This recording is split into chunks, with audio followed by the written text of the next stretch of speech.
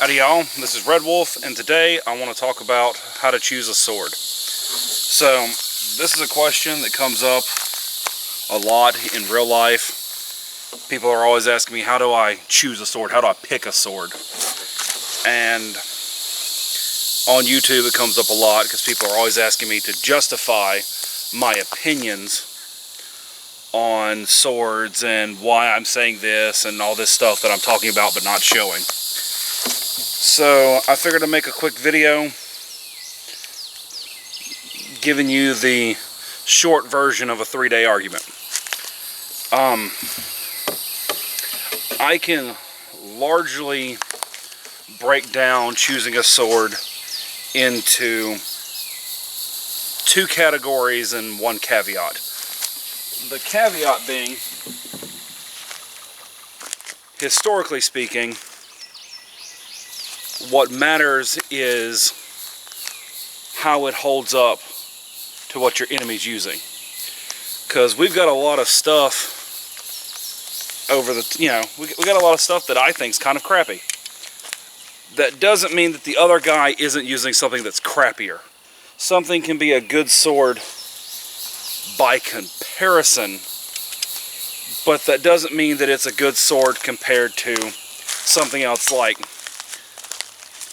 comparing my Cold Steel 1917 Cutlass to my Cutto. This is better than a baseball bat.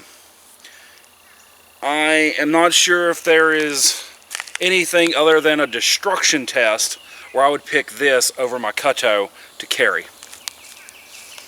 And that leads me to my 2 main things, my benchmarks that I use.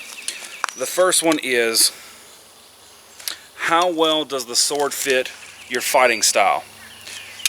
There's a lot of stuff out there that can be classified as a good blade. It holds up to cutting, it holds up to this, it looks good. But if it doesn't work with the fighting style that it's intended for, if it doesn't work for any of that, then it doesn't matter how nice it is for, in this case, if this doesn't go through the cutlass drills well, then it's not a good cutlass. It may go through Chinese broadsword and work really effectively as a dowel, but that makes it a good dowel. It doesn't make it a good cutlass. So my number 1 rule is it has to work with the fighting style that either you're using or it's intended for. Now the second one, and this is the one where most people, because we don't have a lot of really good understanding of martial arts anymore, is it has to work, it has to function. It has to be a good knife. It has to be a good cutting implement. It has to be a good thruster. The construction is my second quality. This is a sword I've been testing out. And I'm not going to throw anything under the bus because this is kind of a first run on these. But see, I think I can see this pretty well. If you can twist the blade in the handle, it doesn't matter how decent this is. It doesn't matter how absolutely perfect it is with its own fighting style. If the construction is too bad that it won't hold up, this isn't a weapon. It is a piece of overconfidence that is going to get you in trouble. And that's kind of my criteria. Does it fit the fighting style? Is it constructed well? These 2 are easy metrics. When you pick something up at the store, which we don't get to do very much anymore, you need to go through the moves. You need to go through the moves, and I can make this go like this and feel kind of nice. I can whip it around and I don't like it as much. Once again, the construction, I can like the way this thing whips around all day long, but it won't hold up to getting hit. And once again, the caveat is always, if you're going up against a known enemy whose stuff's worse, then you can carry less good gear.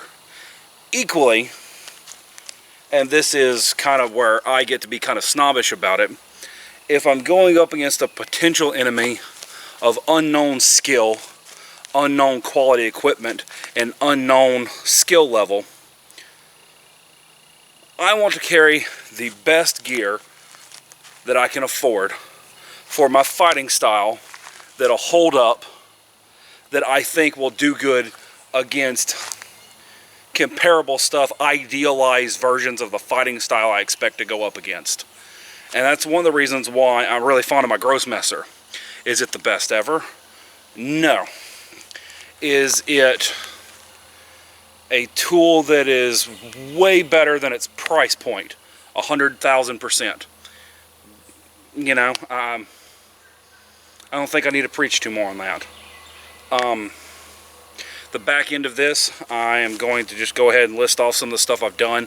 I've been fighting with swords and sword-like objects, since I was probably about 3. My dad has been a horrible influence in my life. I've been studying various martial arts since I was about 8. I've done a little bit of Kali. I've done a lot of Kenjutsu. I've done Highland Broadsword. I've attempted several different types of Hema longsword, daggers. I've done a lot of different stuff. And I use that experience with the different weapons and fighting styles is what I'm talking about when I say this doesn't compare. You know, it gives me an idea of like, well, I could use this really good for this. I've done a little bit of Chinese martial arts, not a lot. You know, like Hema, some of the stuff with shields and stuff, like this would go great with a shield. It's perfect. I get all my stuff. It doesn't mean that it's good for a modern standalone compared to like Highland Broadsword. Just a lot to it. And this isn't something you can cover in every video, especially when I've got about a dozen swords I own right now, and I've broke over 50. You know, I've gained experience, but I don't always have a show and tell on hand because I test construction as well as feel. But hope that clears up some things. Y'all got any comments or anything, let me know. If y'all want to see more sword tests, I have a Patreon now. Put a link down below. And I can guarantee if you give me Patreon money, more swords more often, that is a thing we will do. So anyway, this is Redwolf. Till next time, signing off. Y'all keep up the good fight.